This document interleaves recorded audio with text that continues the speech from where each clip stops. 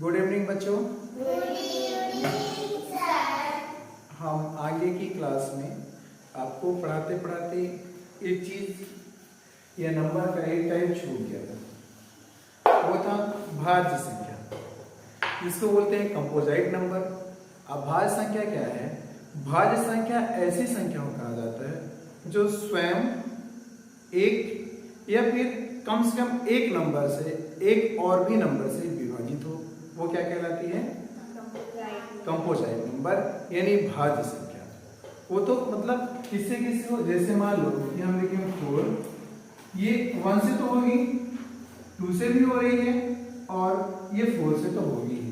तो कहने का मीन्स ये हुआ कि 1 और 4 से तो होगी ही होगी, है ना? 2 गुणनखंड तो होंगे ही होंगे, लेकिन एक और गुणनखंड हो तो वह संख्या कहलाती है भाज्य संख्या।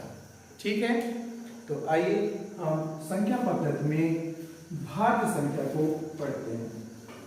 हम पढ़ रहे थे नंबर सिस्टम। नंबर सिस्टम में ये एक संख्या के प्रकार याद भी नहीं आया था और स्किप हो गया, तो हम संख्या पद्धति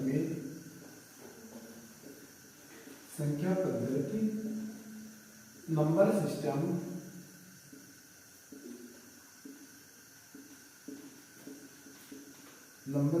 में पढ़ रहे थे। कौन सा संख्या है? कौन सा? Composite number. कंपोजिट नंबर यानी भाज्य संख्या।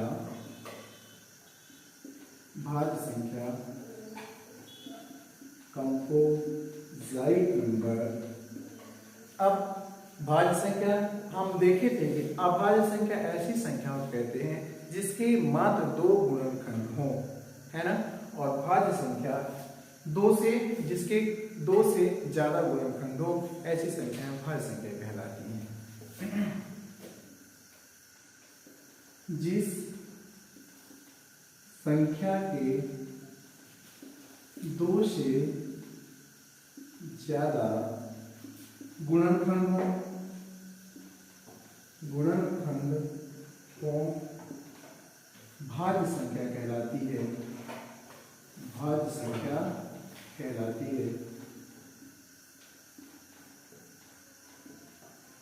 कैसे? आइए हम इस परिभाषा को देखते हैं और क्या ये सही है कि नहीं। तो 2 से ज्यादा गुणनखंड होने चाहिए। कितने गुणनखंड? 2 से ज्यादा।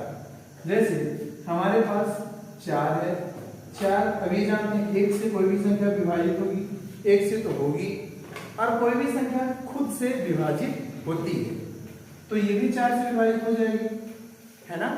और एक भाज्य होने के लिए 2 से ज्यादा गुणनखंड, अभी 2 है, अब 2 से एक और गुणनखंड कोई मिल जाए तो ये इस परिभाषा में सही बैठेगी, है ना? तो अभी देखते हैं ये 2 से भी डिवाइड हो जाती है, तो ये 2 से ज्यादा गुणनखंड है ना? 2 से ज्यादा, तो ये क्या कहलाएगी? भाज्य संख्या कहलाएगी। अब जैसे मान लीजिए हम लेते हैं क्या 5, क्या 5 भाज्य संख्या है? अब यही हम देख लेते हैं इसको कि 5 भाज्य संख्या है कि नहीं। तो ये 1 से विभाजित हो जाएगी। हाँ सर, 1 से हो जाएगी। क्या 2 से विभाजित हो जाएगी? नहीं होगी। 3 से नहीं, 4 नहीं, ये 5। अब इसके कितने गुणनखंड है? मात्र 2 ही गुणनखंड है। कितने गुणनखंड है? मात्र 2 ही गुणनखंड है। और कितने चाहिए? 2 से ज्यादा गुणनखंड चाहिए। किसी संख्या को भाज्य होने के लिए कम से कम 2 से ज्यादा गुणनखंड चाहिए, और अधिक से अधिक जितना भी हो सके, है ना? अब क्या है कि ये 5 है, इसके 2 ही गुणनखंड है, तो ये मतलब कि अभाज्य संख्या है, मतलब भाज्य तो नहीं है। ये संख्या भाज्य तो नहीं है। तो हम देख लेते हैं क्या है। तो हमने पढ़ा था अभाज्य संख्या ऐसी संख्या को कहते हैं जिसके मात्र 2 गुणनखंड हो। तो ये 5 के 1 और 5 2 ही गुणनखंड है, मतलब ये 5 क्या है? एक अभाज्य संख्या है। ठीक है, हम और देख लेते हैं। जैसे 16 ले लेते हैं, 16 ले लिए। अब देखते हैं क्या 2 से ज्यादा इसके गुणनखंड है। अगर 2 से ज्यादा गुणनखंड नहीं होंगे तो ये अभाज्य कहलाएगी। अगर 2 से ज्यादा गुणनखंड है तो ये संख्या भाज्य संख्या कहलाएगी। तो कोई भी संख्या 1 से कट जाएगी। अब हमें देखते हैं 2 से कट रही क्या? हाँ सर, 2 से भी डिवाइड हो रही। 3 से नहीं, 4 से हाँ, 5 से नहीं, 6 से नहीं, फिर ये सीधा डिवाइड होगी इससे 16 से, यानी स्वतः से, खुद से। तो इसके कितने हैं, कितने गुणनखंड है, 4 गुणनखंड है। और हमें क्या चाहिए सर कि 2 से ज्यादा गुणनखंड चाहिए, तो हम 2 से ज्यादा 3 भी होता है, 2 से ज्यादा 3 हो जाएगा। तो इसके कितने हैं, इसके 4 गुणनखंड है, मतलब 16 क्या है, एक भाज्य संख्या है। समझ में आया? अब देखते हैं कि हम जानते हैं, अब देखिए लिख लिया आपने इसको, हाँ चलिए। अब देखते हैं कि ये 17 जो है कि ये भाज्य संख्या है कि नहीं। चलिए हम देख लेते हैं इसको भी कि भाज्य संख्या है कि नहीं। अब हम जब देखे तो 1 से कट रही थी और हमें कोई भी संख्या नहीं मिली कि किसी से कट जाए, है ना। हम देखते हैं 2 3 4 5 6 7 8 9 नहीं कट रही है, 11 12 नहीं कट रही है, तो सीधा कटेगी 17 से। तो ये क्या कहलाएगी, ये भाज्य संख्या नहीं कहलाएगी, ये कहलाएगी अभाज्य संख्या। क्यों सर, इसके मात्र 2 ही गुणनखंड हैं, हमें भाज्य होने के लिए कम से कम 2 से ज्यादा ही गुणनखंड की आवश्यकता होती है। और इसके मात्र 2 ही गुणनखंड हैं, ये तो ये क्या निकले, ये निकल के आई कि 17 क्या है, एक अभाज्य संख्या है। क्या है, ये अभाज्य संख्या है। बात समझ में आई? चलिए, एक के संबंध में हमने 2 चीजें पढ़ ली, भाज्य भी पढ़ लिया और अभाज्य भी पढ़ लिया। तो हम देखते हैं कि क्या एक क्या है, भाज्य है कि अभाज्य है। चलिए हम दोनों के फार्मूलों में, दोनों परिभाषाओं में एक को रख के देखते हैं क्या एक क्या चीज है ना। तो क्या भाज्य अपने पास रखती है एक को कि अभाज्य अपने पास रखता है। चलिए हम देखते हैं। तो एक के संबंध में हम पहले देखते हैं अभाज्य के लिए, एक को देखते हैं अभाज्य के लिए। तो हमें क्या चाहिए, अभाज्य होने के लिए कम से कम 2 गुणनखंड होने चाहिए, वो 1 से डिवाइड हो या फिर 1 से या तो स्वयं से। लेकिन एक तो 1 से हो जाएगा और एक स्वयं भी है, तो इसके कितने गुणनखंड होंगे, 1 गुणनखंड होगा। और अभाज्य होने के लिए कितने गुणनखंड चाहिए, 2 गुणनखंड चाहिए ना, गुणनखंड चाहिए। अब क्या है, जो एक क्या है, ये अभाज्य संख्या तो नहीं है, एक क्या है, अभाज्य संख्या नहीं है। और बच्चों आप इतनी मोटी मोटी लाइनों में लिख लीजिए कि एक तो अभाज्य संख्या नहीं है, एक अभाज्य संख्या नहीं है। तो अब देखते हैं कि क्या एक भाज्य संख्या है। चलिए हम भाज्य संख्या देख लेते हैं। अब भाज्य संख्या का फार्मूला हमने यही लिख दिया है, परिभाषा लिख दी, 2 से ज्यादा गुणनखंड हो जिसके। अब बताओ भैया कि जिसके ये 2 ही गुणनखंड नहीं हो रहे थे, तो 2 से ज्यादा कहां पाएगा वो।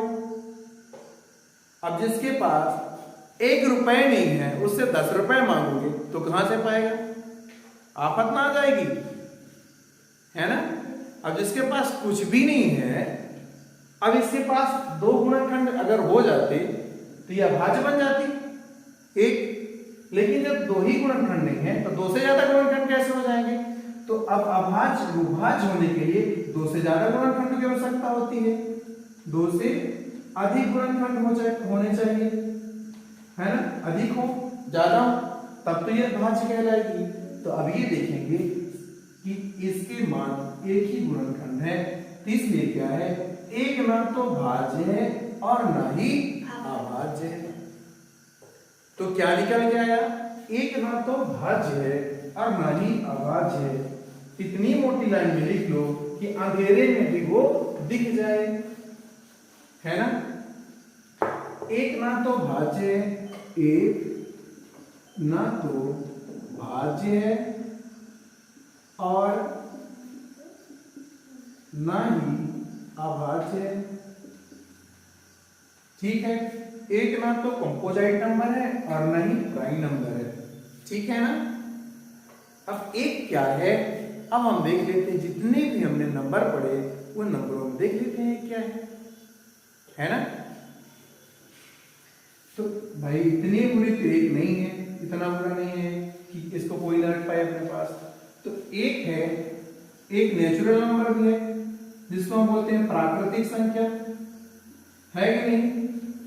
प्राकृतिक संख्या कैसे, कि प्राकृतिक संख्या को हम बोलते हैं गिनने वाली संख्या या काउंटिंग नंबर, तो कोई भी काउंटिंग 1 से स्टार्ट होती है, तो ये एक प्राकृतिक संख्या है।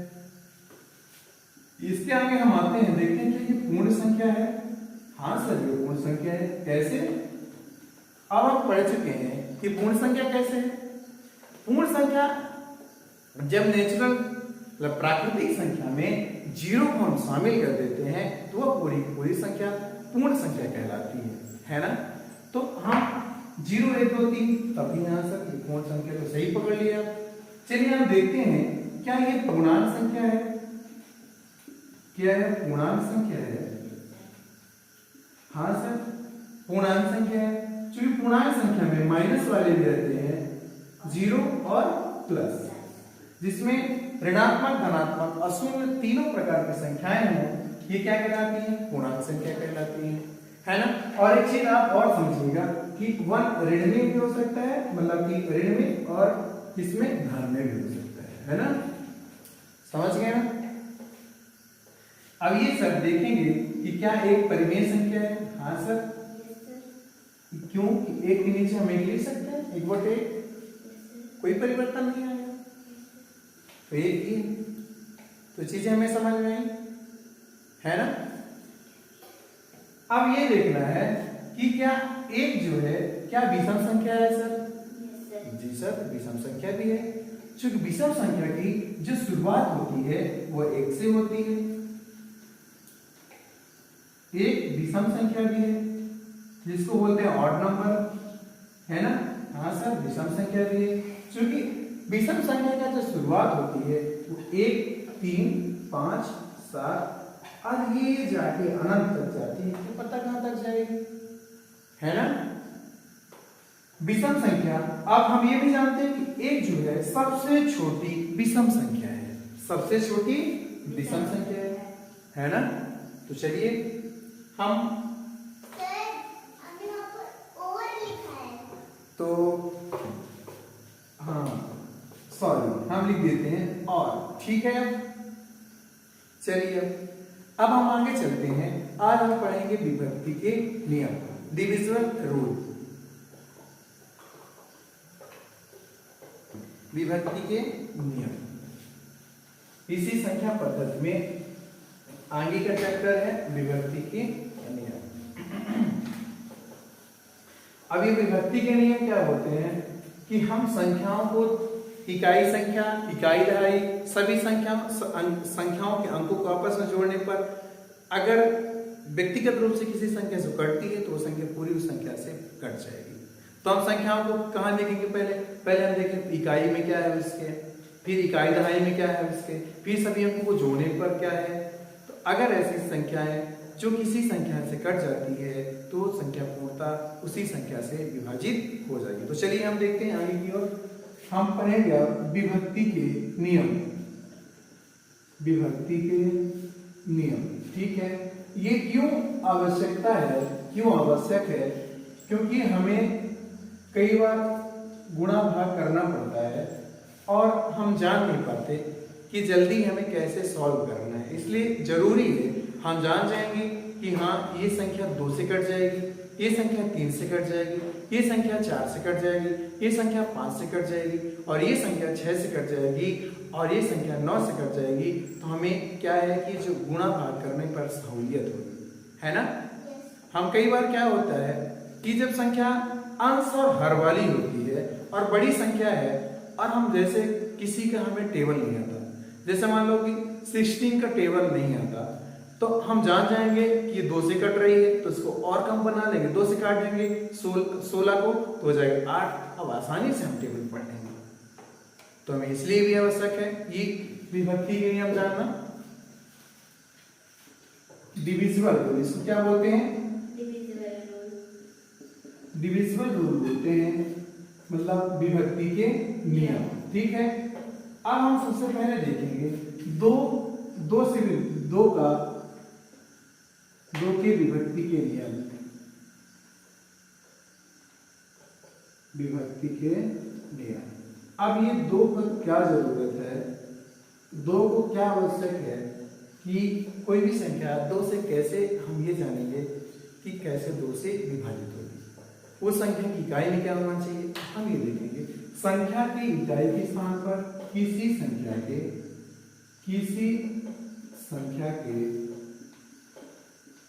इकाई स्थान पर 0, 2, 4, 6, 8 ये संख्या हो तो क्या है, वो 2 से पूर्णतः विभाजित हो जाएगी। इकाई स्थान पर हो तो 2 से पूर्णतः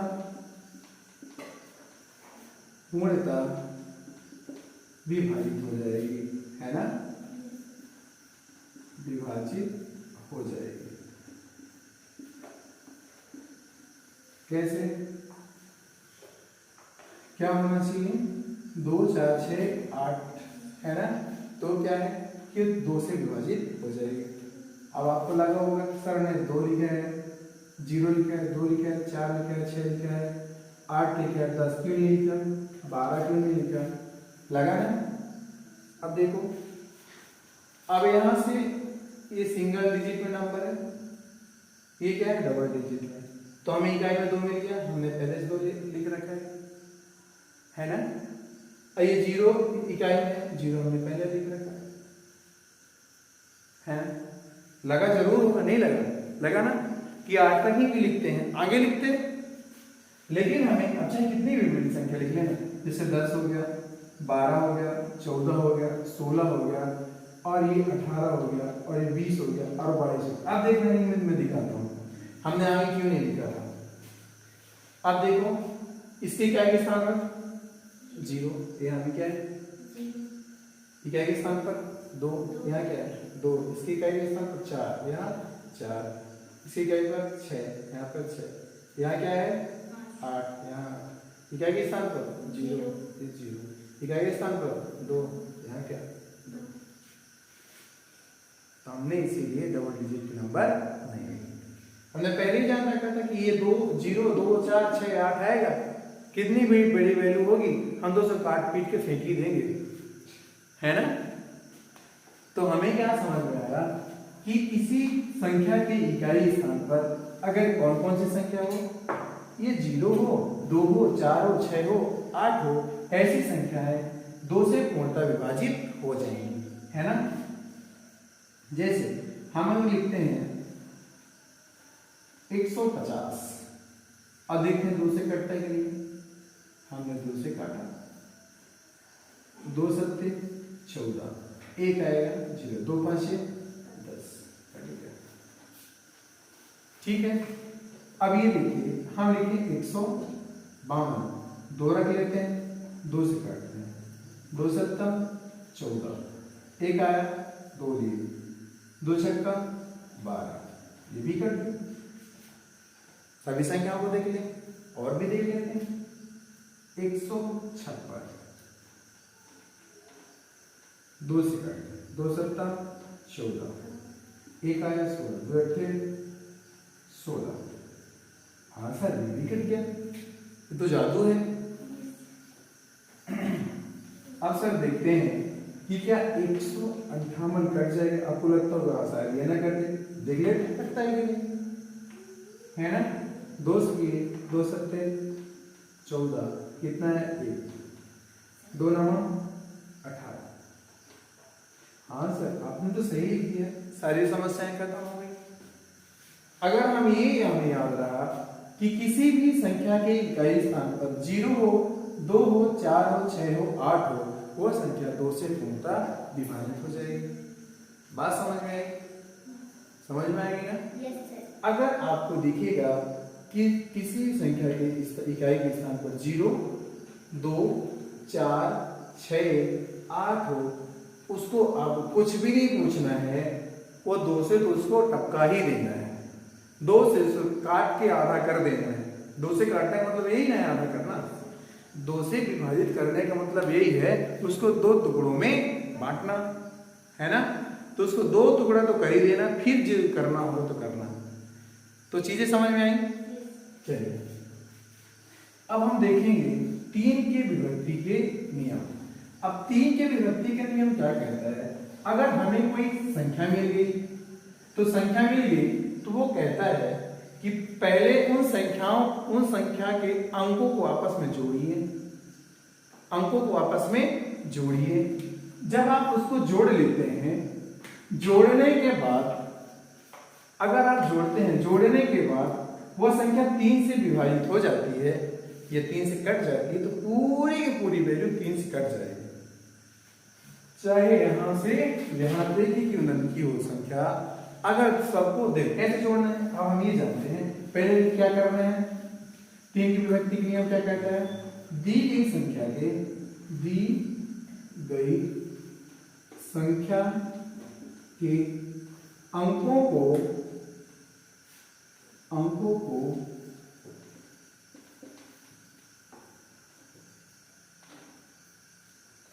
जोड़कर उसका जो जोड़ने के बाद आता है ना, पहले दी गई संख्या के अंकों को जोड़ते हैं, ठीक है। पहले क्या करते हैं, आपकी भाषा में लिखते हैं सरल शब्द, जोड़ते हैं और जोड़ते हैं, फिर उसके बाद क्या करेंगे, उसको जोड़ने के बाद वो जो संख्या आएगी उसको हम क्या करेंगे, डिवाइड करेंगे। जोड़ते हैं और बाद में 3 से विभाजित करेंगे। अगर वो विभाजित हो जाती है ना, तो संख्या पूरी 3 से क्या हो जाएगी, विभाजित हो जाएगी, ठीक है ना। कैसे, हम ये जानते हैं 3 की टेबल आती है सबसे। अगर 3 से काटना है, ठीक है, जैसे देखो हम ये जानते हैं 12 3 के टेबल में आता है, जो संख्या पहले बनती है उसको देख लेते हैं।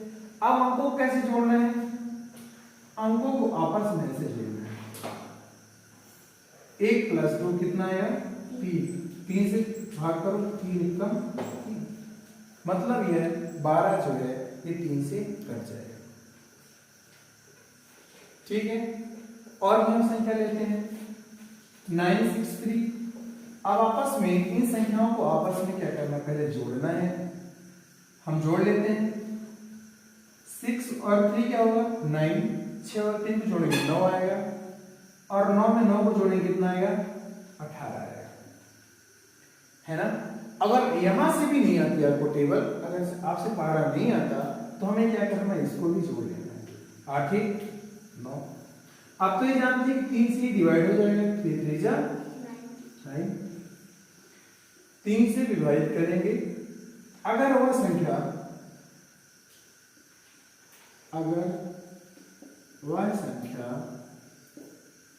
विभाजित हो जाती है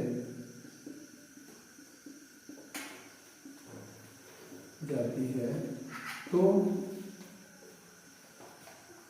वह संख्या पूर्णतः विभक्त हो जाएगी,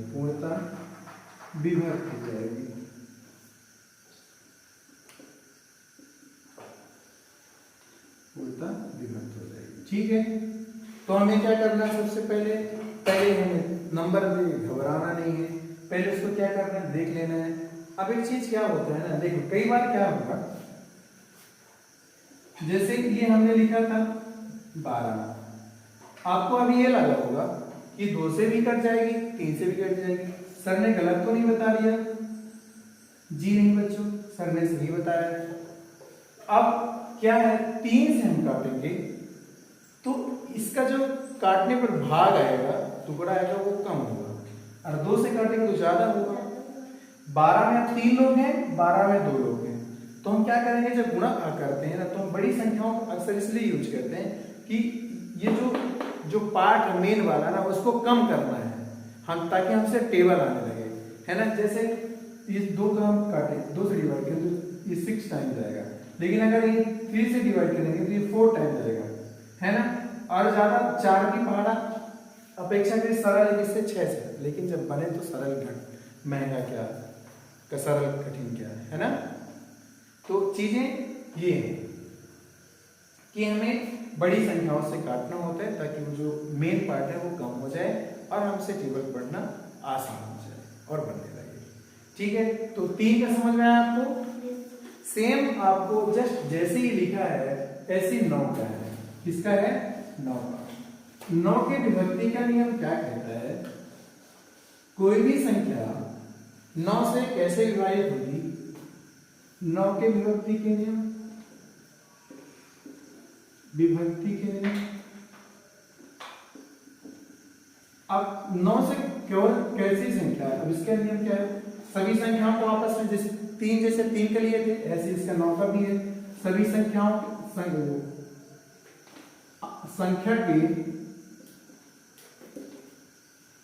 संख्या के अंकों को जोड़ना,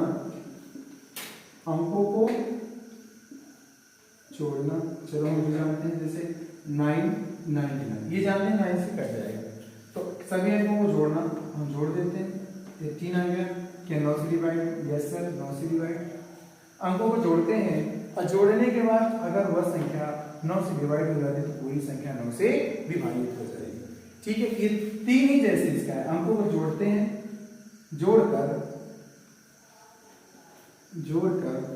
9 से विभाजित करते हैं,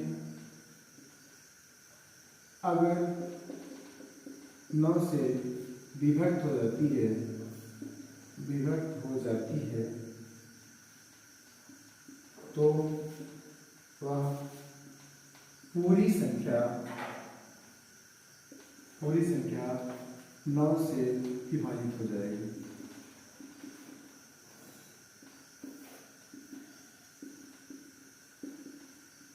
ठीक है, 9 से विभाजित हो जाएगी। और ये हम संख्या ले लेते हैं।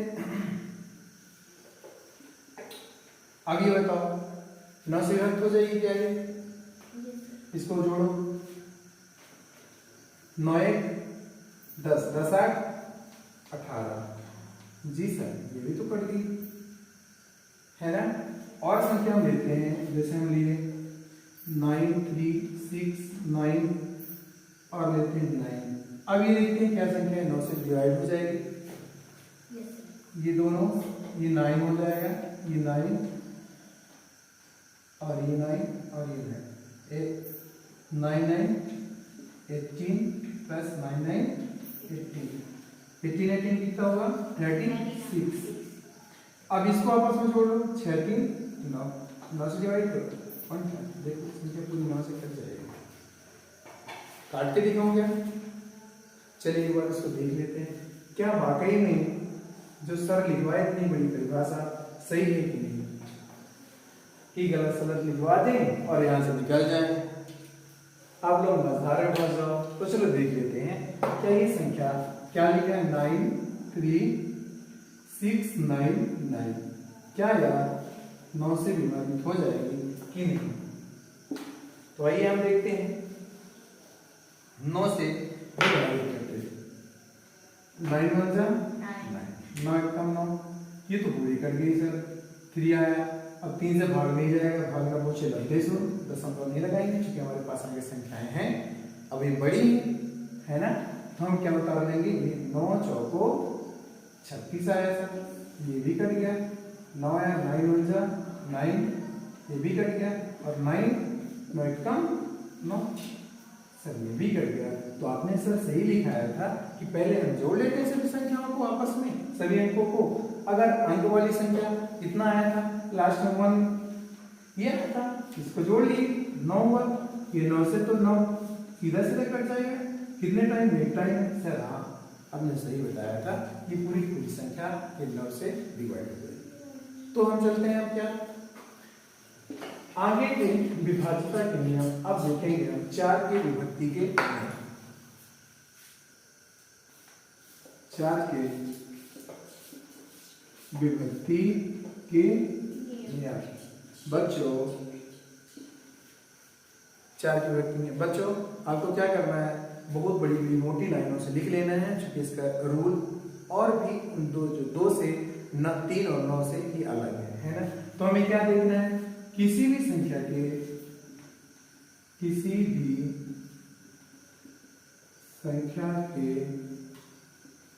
इकाई इकाई दहाई की इकाई दहाई अगर 4 से विभक्त हो तो वह संख्या 4 से पूर्णतः विभाजित होगी, पूर्णतः विभाजित होगी। ठीक है,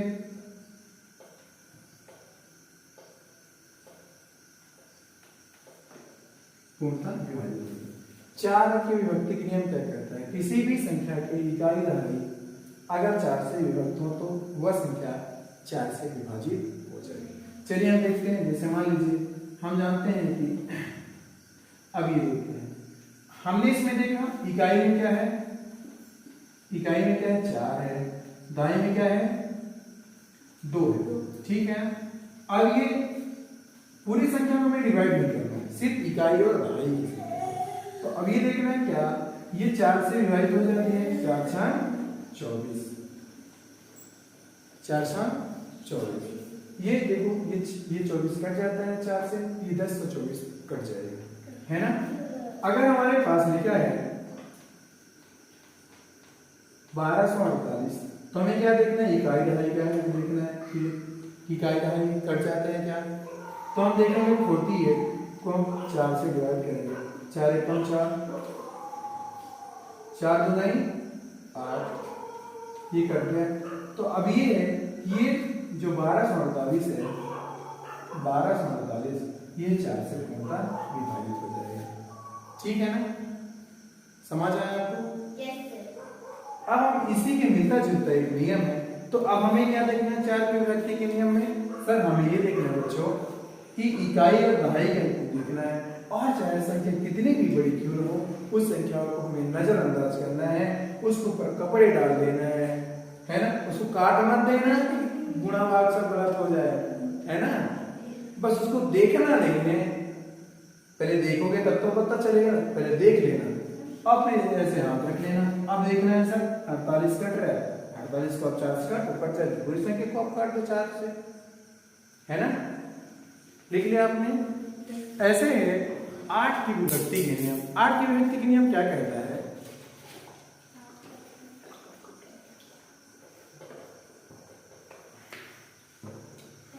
8 की विभक्ति का नियम कहता है कि संख्या को सर पहले देखना है, नियम ये नहीं कहता संख्या को ही नहीं देखना है, संख्या को देखना है सर, पर हमें ये देखना है बच्चों कि इकाई दहाई और सैकड़ा तक ही देखना है।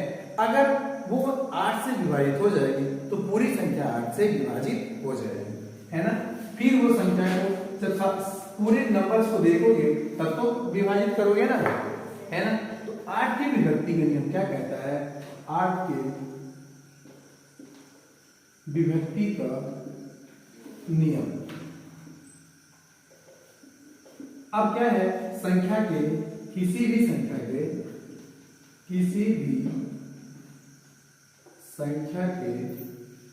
इकाई दहाई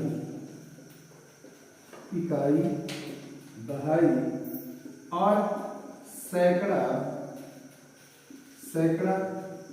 के स्थान की संख्या अगर 4 से विभाजित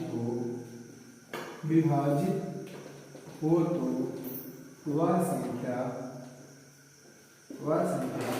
8 से पूर्णतः विभक्त होगी। तो क्या है, किसी भी संख्या को हमें क्या करना है, पहले उसकी अगर किसी भी संख्या की इकाई दहाई और सैकड़े के स्थान की संख्या अगर 4 से विभाजित होती है तो वह 8 से विभाजित होती है तो वह संख्या पूर्णतः 8 से विभक्त हो जाएगी। कैसे? जैसे हम मान लें यहाँ एक नंबर लिखते हैं,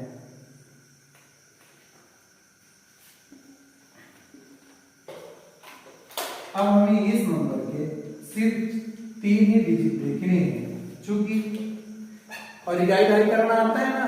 Yes, sir. जैसे आप अपने किताब की ओर रहोगे तो आपको कहां से जाना है, ये दाहिने तरफ से बाएं ओर जाना है, ठीक है, दाहिने तरफ से बाएं ओर। जैसे आप बुक खोलोगे ऐसे, है ना, जैसे आपने बुक खोला, दाहिना जिस हाथ से हम खाते हैं वो होता है दाहिना, ठीक है ना। दाहिने से कहां तक, किस साइड जाना है, बाएं तरफ जाना, वो इकाई दहाई वहां शुरू होती है, ठीक है ना। गलती मत कर देना, उल्टी साइड से गिन के आओ और बोलो सर तो कटा ही नहीं, है ना। तो आपको दाएं साइड से जाना है बाएं साइड, वो होता है इकाई से, और उधर दहाई, सैकड़ा, हजार। अब उधर से मत गिन के आ जाना है, कोई बोल के आ जाए सर हमने तो इधर से गिन लिया था, अरे साहब आपने गलत गिन लिया, क्योंकि इकाई दहाई इधर से तो होते ही नहीं। इकाई दहाई किधर से होता है, इधर से, मतलब कि ये कहां से होता है, दाएं से, कहां से, दाएं साइड से जाता है आगे की ओर, ये बाएं साइड की ओर, ठीक है। तो आपको याद रखना है, नहीं हमारा पूरा नियम और गणित के पूरे नियम खा जाओ, है ना, कि बोलो सर सुबह आओ सर को जाते, ये फोन लगाओ सर आपने कल बता दिया था, कोई सवाल उससे कटा ही नहीं। तो आपको भी ध्यान देना है, ठीक है, कि आपको इकाई दहाई करते आना चाहिए, ठीक है। और इकाई और दहाई कहां से होता है, दाएं से जाता है कहां, बाएं साइड, ठीक है ना। कोई साइड से मत करके आना कि सर नहीं हो रहा है। अब देखते हैं कि क्या ये 448 जो है ये 8 से डिवाइड होता है कि नहीं। हम देखेंगे 8 पंचा 40, 4 8 6 48, हाँ सर बिल्कुल होता है। तो क्या ये संख्या कट जाएगी, बिल्कुल सर कट जाएगी। अब देख लेते हैं इसी को, क्या हमारे पास है 12448। अब इसको हम काट के देखते हैं 8 से, 8 एकम 8, कितना आया 4, ये 4 आया, 8 पंचा 40, 4 आया, ये भी 4 आ गया, 8 पंचा 40, सर ये 4 आ गया, 8 6 48, बिल्कुल सर आपने सही कहा था। अगर मैं इकाई दहाई दर्ज कर देता तो ये सबका अर्थ का अनर्थ हो जाता है ना, सारा सत्यानाश हो जाता, गई भैंस पानी में, है ना, अगर यहाँ ऐसा हो जाता। इसलिए हमें इकाई दहाई करते आना चाहिए, है ना। तो समझ गए कि नहीं, और भी संख्या देखिए एक आध दो। अब हम देख लेते हैं एक संख्या ये देखें। अब तो हम जानते हैं कि 448 ये क्या है, 8 से डिवाइड हो जाएगी, तो संख्या 8 से डिवाइड हो जाएगी। चलो हम देख लेते हैं 248 देख लेते हैं। और इधर कितनी की बड़ी वैल्यू क्यों ना हो, चाहे इतनी ही बड़ी वैल्यू क्यों ना हो, ये कट जाएगी। हमें क्या देखना है सबसे पहले, इकाई दहाई सैकड़ा, हमें तीनों को उठाना है और लेके साइड में चले जाना। चल देख भैया तू खाएगा कि नहीं, 8 की मार तू खाएगा कि नहीं, फिर सबको खिलाता हूँ बारी बारी से खिलाता हूँ, है ना। अब बारी बारी से कैसे, जब हम भाग करते हैं तो इधर एक एक से काटते आते हैं ना, पहले नाम को बुलाए, चला इधर दी एक चाटा, चल तू उधर, है ना। अब हम देखते हैं इसको 8 से काट के, 8 3 24 कट गया, 8 8 ये भी कट गया, तो ये पूरी संख्या ये किससे 8 से विभाजित हो जाएगी। तो बात समझ गए। अब हम चलते हैं 5 की विभाज्यता के नियम, 5 की विभक्ति के नियम। अब 5 की विभक्ति के नियम क्या कहते हैं, 5 बेचारा बहुत सीधा साधा है ना। 5 बहुत सीधा साधा, बोला हमारे इकाई में 0 आ जाए और 5 आ जाए, 5 ज्यादा याद नहीं करवाता। क्या बोला कि हमारी इकाई में कोई 0 वाला दिख जाए या तो 5 वाला दिख जाए हमारे जैसे, हम उसको काट देंगे, बाकी हमसे मतलब नहीं है, जो जिसका जहां है वो जाते रहे, है ना। तो क्या 5 बोलता है कि हमारे इकाई के स्थान में किसी भी संख्या के स्थान में, किसी भी संख्या के इकाई के स्थान पर 0 0 हो या 5 हो तो वह संख्या 5 से पूर्णतः विभक्त हो जाएगी। क्या होगी, विभक्त हो जाएगी। कैसे, अब देखिए अगर 0 हो या फिर 5 जैसे ही हो तो 5 से 5 लिखना था यहाँ, 5 से विभक्त हो जाए। जैसे मान लीजिए हम जानते हैं 100, अब इसके इकाई के स्थान सर आपने तो कहा था, चलो लिख लेते हैं 1005 लिख लेते हैं। सर आपने कहा था कि इकाई के स्थान पर 5 होना चाहिए, ये 0 होना चाहिए। तो हम सवाल सॉल्व कर रहे थे कल, हमें याद आ गया अचानक, सर पढ़ाए थे इकाई में 0 या 5 हो तो 5 से कट जाते, चलो आप ट्राई कर लेते हैं। आपने ट्राई किया, आपने गलत साइड से इधर देखी, एक देख लिया था, इकाई का यहाँ से करके आए थे, तब भी कट जाएगा, है ना। चलो हम करके देते हैं, 5 गुना 10 कट गया, ये 0 आ गया, बढ़िया समंजस की बात है। और ये 0 होके कहाँ चला जाता है, जो भागफल है ना। अब कोई समस्या नहीं, 0। अब ये 5 कम 5, हाँ सर बिल्कुल कट जाएगा। अब नहीं सही बोला, गलती तो मेरे से हो गई थी, हम नहीं कह रहे बाया तरफ से कर लिया था, है ना। तो कोई ऐसे वाले मत लेके आना कि सर आपने कहा था कि इकाई के स्थान पर 5 होना चाहिए, तो कोई करके ऐसे मत आना, ये इकाई नहीं है ना, इकाई ये नहीं है, तो ऐसे करके मत आ जाना सर आपका नियम ही गलत था, मैं तो की रात भर काटी, पूरा रात खराब कर डाली, लेकिन 5 से कट ना पाया। पूरी रात मम्मी पापा सबको बैठा रही कि सर बोले इकाई के स्थान पर 5 होगा, वो कट जाएगी 5 से, लेकिन पूरी रात खत्म हो गई, पूरे जमीन में लिख डाले, पूरे फर्श में, पूरे दीवार में, कहीं 5 से कटा रहा। तो कैसे, आपको इकाई दहाई ऐसे नहीं करना है ना, आपको इकाई दहाई करना है दाएं से, है ना।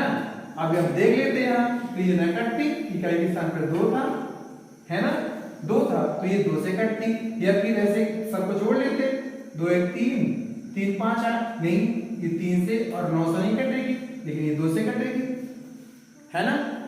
तो आपको इकाई दहाई उधर से करके और परेशान नहीं होना, है ना। आपको इकाई दहाई कहां से करना है, ये दाएं तरफ से करना है, ठीक है, बार बार आपको बता रहा हूं। तो अगर लिखा है 10.555 0, देख लेते हैं 5 से कटता है, 5 से 15 कट गया सर, 5 कम 5, ये भी 5 आ गया, 5 कम 5, ये 0, यहाँ 0। सर हमें समझ में आ गया कि किसी संख्या की इकाई में जब 0 रहेगा और 5 रहेगा तो वह संख्या 5 से विभाजित हो जाएगी, ठीक है। 5 से अब लगभग सभी संख्याओं को हमें जाना है, तो चलिए और भी संख्याओं को थोड़ा सा जान लेते हैं। अगर आपको सही लगेगा तो समझ लीजिएगा, नहीं लगेगा तो रहने दीजिएगा, है ना। जैसे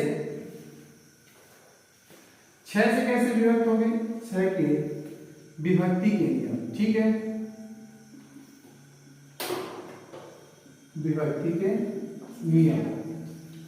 अब कोई भी संख्या 6 से कैसे विभाजित होगी, तो अगर कोई संख्या 6 से विभाजित होगी तो संख्या 2 से विभाजित होगी और 3 से भी होगी।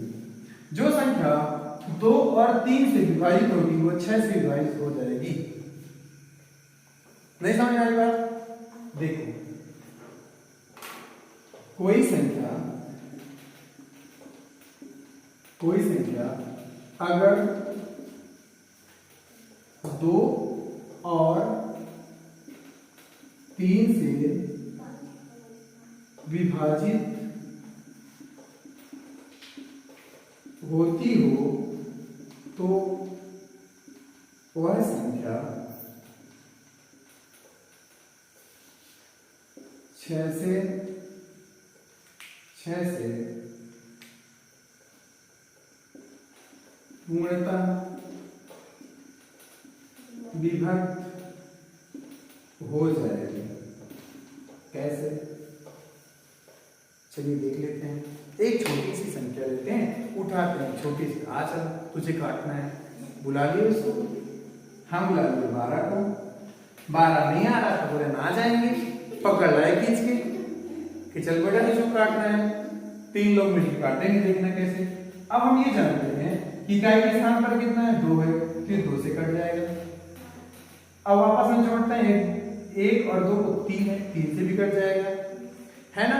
अब ये देखना है कि 2 से भी कटता है और 3 से भी कटता है, तो ये संख्या 6 दूना 12, ये 6 से भी कट जाएगा। समझ गए। अब और देख लेते हैं, एक संख्या है हमारे पास 18। सर 18 आपने लिख दिया, हाँ तो क्या हुआ देख लेते हैं। अब ये 2 से भी कट जाएगा, क्योंकि इकाई के स्थान पर 8 है। सर दोनों जोड़ लें, 8 1 9, 3 3 9। हाँ सर आपने तो बताया था कि संख्याओं को आपस में जोड़ लीजिए, अगर वो संख्या 3 से कटती है तो पूरी संख्या 3 से कट जाएगी, तो यहाँ हम 3 लिख दिए। अब ये देखते हैं, सर ठीक है, फिर आप 6 से भी काट रहे हैं। अरे हमने तो लिखा है पगलो कि 6 के विभक्ति के नियम, अगर कोई संख्या 2 और 3 से कट जाती है तो 6 से भी कट जाती है। तो सर 6 3 कटा, हाँ सर आपने तो सही कमाल कर दिया, कट गया। और एक संख्या हम ले लेते हैं 24। अब देखते हैं 24, ये संख्या 2 से भी कटती है, कटती है 2 से, कट जाएगी 2 से, क्योंकि इकाई के स्थान पे क्या है 4 है, और दोनों को आपस में जोड़ दें, 4 2 6। हाँ सर ये 3 से भी कट जाएगी। अब आंखें बंद कर लो, 2 और 3 से कट गई, मानो 6 से कट जाएगी, तो 6 चौको 24। समझ आया। यस। तो आज आपने सीखा 6 के विभक्ति के नियम। जो संख्या 2 से और 3 से कटेगी वो क्या है कि 6 से कट जाएगी, ठीक है ना, बात समझ आई।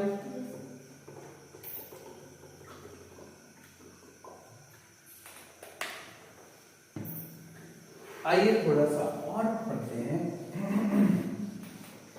11 के विभक्ति के नियम। कैसे देख लेते हैं, इसे हंसी मजाक में बैठे तो हैं खाली समय। 11 के विभक्ति के नियम हम क्या करते हैं, हम सबसे पहले ये देखेंगे कि जो संख्याएं जो कट जाती है पहले उनको देख लेंगे, हम नियम बनाते रहेंगे अपना। देखो हम ये जानते हैं कि 22 क्या है कि 11 से कट जाती है, ये तो हमें पता ही है। तो हम ये देखेंगे कि कैसे कैसे क्या करते हैं। 2 संख्याएं हैं, हमें 2 बॉक्स बनाने हैं, है ना, बीच में क्या करना है माइनस करना है। अगर माइनस करने पे दोनों संख्याओं को एक अल्टरनेट नंबर लेंगे, एक इसमें जाएगा, तो 2 और 2। अगर दोनों घटाने पर 0 आए या फिर 11 से कटने वाली संख्या, 11 से विभाजित होने वाली संख्या है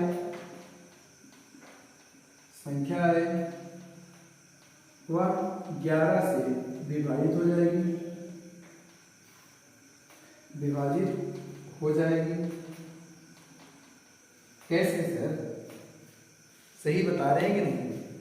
आप देखिए कैसे, ये 2 और 2 को हम घटाएंगे तो कितना आएगा, 0 आएगा। तो हम देख लें सर कि क्या 22 11 से कटता है, 11 गुना 22। हाँ सर आपने तो कमाल कर दिया। और देखते हैं एक संख्या और ले लें, फिर समय ज्यादा हो रहा है, आपने चाहिए भी। एक है 1331। सर क्या ये संख्या 11 से विभाजित हो जाएगी? अरे हम चल देख लेते हैं, अल्टरनेट लेना है, 2 बॉक्स बनाने हैं, माइनस करने हैं बीच में, एक इसमें जाएगा, एक इसमें रख लेते हैं, एक इसमें जाएगा, इसमें रख लेते हैं, फिर एक इसमें जाएगा, प्लस हो गया बस बॉक्स के अंदर, ठीक है। एक इसमें जाएगा, हाँ सर रख लिए, दोनों जोड़े 4 माइनस 4 क्या है 0। तो सर अब तो सही है, अब तो कट जाना चाहिए। चलो देख लेते हैं, 1331 किससे काटेंगे, 11 से, 11 कम 11, कितना है 2, ये हो गया 23, 11 दूना 22, ये हो गया 1, ये हो गया 1, 11 कम 11। सर आपने तो सही बताया था। चलिए हम क्लास पे ही समाप्त करते हैं और आगे की क्लासें हम कंटिन्यू करते रहेंगे। आशा है कि आप पढ़ते रहेंगे। जय हिंद, जय भारत।